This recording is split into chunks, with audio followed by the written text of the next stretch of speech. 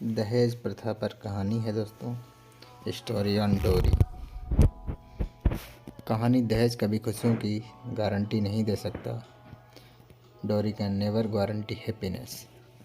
एक सुंदर सी कन्या अनामिका कॉलेज में अपना ग्रेजुएशन पूरा करती है। तभी उसकी मुलाकात एक लड़के राहुल से होती है। राहुल भी बहुत स्मार्ट और माता पिता का आज्ञाकारी बेटा है। दोनों एक दूसरे को बहुत पसंद करने लगते हैं। दोनों का ग्रेजुएशन पूरा होता है। राहुल अपने शहर में जॉब करने लगता है और लड़की भी एक अच्छी जॉब कर रही है। दोनों ने निर्णय लिया कि अब माता पिता से शादी की बात करने का वक्त आ गया है। लेकिन परेशानी यह है कि दोनों की कास्ट अलग अलग है। अनामिका ब्राह्मण है और राहुल राजपूत। राहुल के समाज में दहेज बहुत ज़रूरी है, जो कि नकद में होता है। उसके अलावा कई तरह के गिफ्ट्स और गहने की भी मांग की जाती है। राहुल ने अनामिका को यह स्थिति स्पष्ट की और कहा, घर वालों को मनाओ, अगर तुम सभी मांगें पूरी करवाती हो तो मेरे माता पिता तुम्हें पलकों पर बैठाएंगे। अनामिका अपने माता पिता से यह बात कही। अनामिका के माता पिता को यह बात पसंद नहीं थी, पर अनामिका की जिद थी कि अगर मुझे दहेज दोगे तो मेरी इज्जत और बढ़ेगी।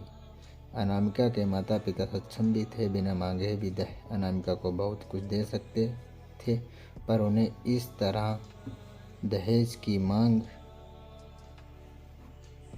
करने वाले लोग पसंद नहीं आ रहे थे। लेकिन माता पिता अनामिका की खुशी चाहते थे।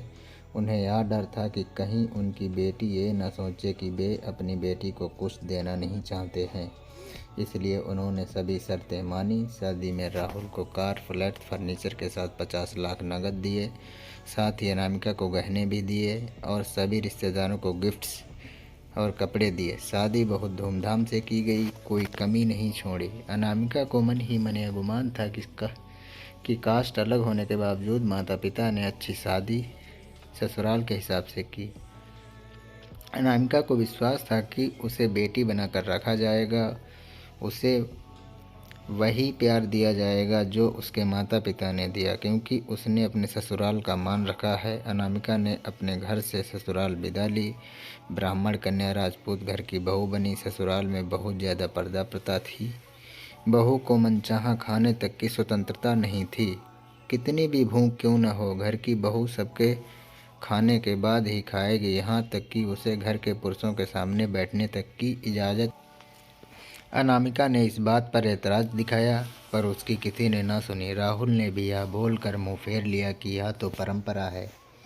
अनामिका को जो गुमान था वो धरा का धरा रह गया। उसे अपने माता पिता की बात याद आई। जब उन्होंने समझाया था तो वह उनसे बहुत लड़ी थी।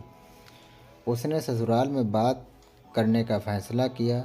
अनामिका ने अपने सास ससुर और पति से बात की, लेकिन उन्होंने नहीं सुनी और उसे बहुत बेरहमी से पीटा गया। अनामिका ने कभी ऐसा व्यवहार नहीं देखा था। उसने कभी सोचा नहीं था कि जिस लाए हुए दहेज पर घमंड था वह चूर चूर हो गया था। अनामिका को माता पिता से बात करने में भी शर्म महसूस हो रही थी और इसी कश्मकश में एक दिन अनामिका ने अपने आप को ख़त्म कर लिया। माता पिता को जब यह पता चला तो उन्हें बहुत दुख हुआ और गलती का एहसास हुआ कि वक्त रहते अगर बेटी को समझा होता तो बेटी साथ होती। जो लोग दहेज पर बेटी की शादी करते हैं उनकी सोच हर तरह से छोटी होती है। जो लोग जो बेटे को नीलाम कर सकते हैं वो किसी और की बेटी को कैसे अपनी बेटी बना सकते हैं।